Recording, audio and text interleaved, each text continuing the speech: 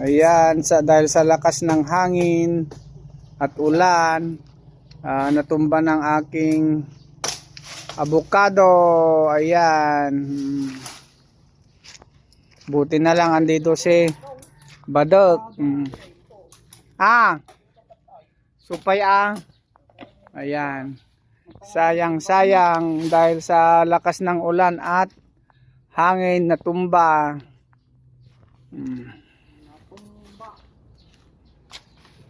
Pati ang aking mga tanim na papaya na wasak. Sayang. Ayan guys. Sayang. Damage report is done. Ayan, damage report. Sayang tong aking avocado. Ayan, pati papaya.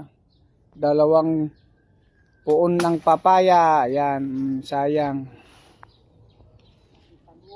Pati saluyo. At saka aking mga tanim na bugumbilya, nagad na daganan. Sayang guys.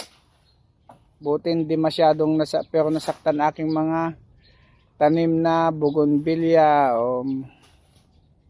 Thank you for watching.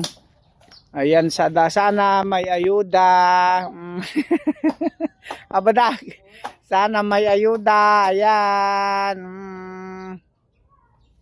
Thank you mga ka-Diyos ko Lord for watching.